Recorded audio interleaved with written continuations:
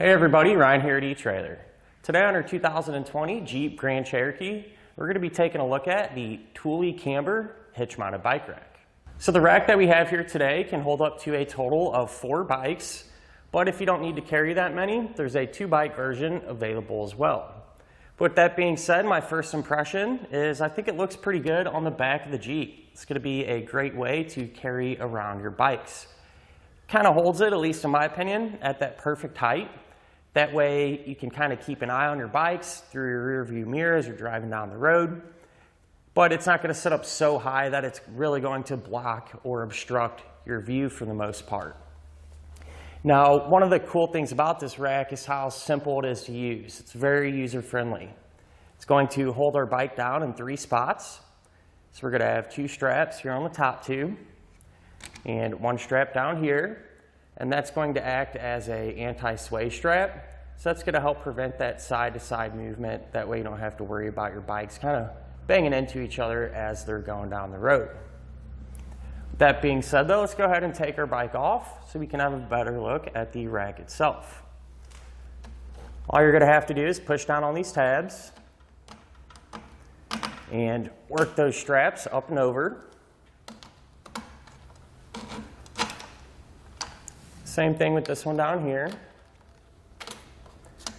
Then we're able to grab our bike and pull it off. Now, the cradles are spaced apart pretty far, which is good, keeps the bike separated, but it is relatively long. And one thing that kind of makes it easier is how narrow the arms are. So even though you do have to reach a little bit further, you're not going to have to kind of wiggle and work that bike off the rack. So the cradles here where the bike is going to sit are somewhat adjustable. That'll help accommodate different types of frames. And it's also going to have some soft rubber on it. We'll have that same material on the bottom of the straps. That way you shouldn't have to worry about this scratching up the paint or anything like that. Now I do suggest whenever you're not using the rack, just to take these straps and run them back through. That way we don't have to worry about anything happening to them. Now, something to keep in mind is whenever we have the rack on the back of our Jeep in this position, it is going to extend the overall length of it. And if we measure exactly how much, we'll just go from the hatch here to the very edge of the rack. Looks like it's going to be about 46 inches. So that adds quite a bit of length and something to keep in the back of your mind whenever you're pulling into your garage or maybe even a tight parking spot. Now, the good news is these arms do fold down, and it frees up quite a bit of space. Super easy, just lift up on this lever and swing the arms down. Now it actually makes it pretty compact. We'll take that same measurement from the hatch to the very edge of the rack. That's only going to set it at about 17 inches. So with it in this position, shouldn't really give you any issues at all whenever you do go to pull into your garage or that tight spot. One of the big questions we get asked all the time in regards to hitch-mounted bike racks is if you're still going to be able to have full access to the back of your SUV. And this one does fold down out of the way and allows us to do that.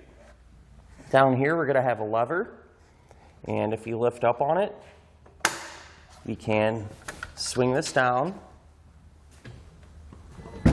And with it like that, it's going to give us more than enough space to get anything we might need in and out of the back of our Jeep.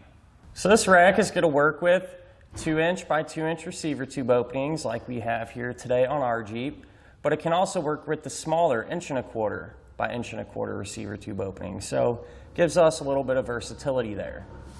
It is going to come included with a anti-rattle bolt, and what that's going to do is eliminate any slopper play here in the connection point. And that's going to accomplish a couple of things.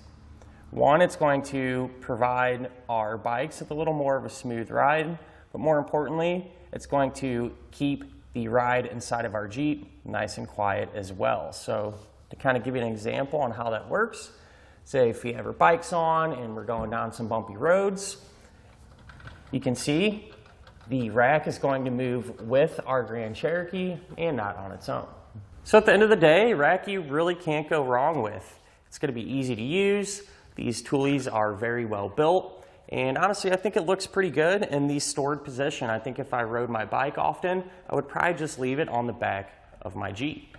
And if you're anything like me, you like to see the product you're interested in action. So let's go ahead and load this up with some bikes, take it out on the test course, and see how it performs. This is our test course. Let's start with the slalom. This shows side-to-side action, such as turning corners or evasive maneuvering. Then, onto our alternating speed bumps. This shows twisting action, such as hitting curbs, potholes, road debris, or even uneven pavement. Last of all, the solid speed bumps. This shows up and down action, such as driving through a parking lot or parking garage, or driving in and out of a driveway. And that'll finish up our look at of the Thule Camber hitch-mounted bike rack on our 2020 Jeep Grand Cherokee.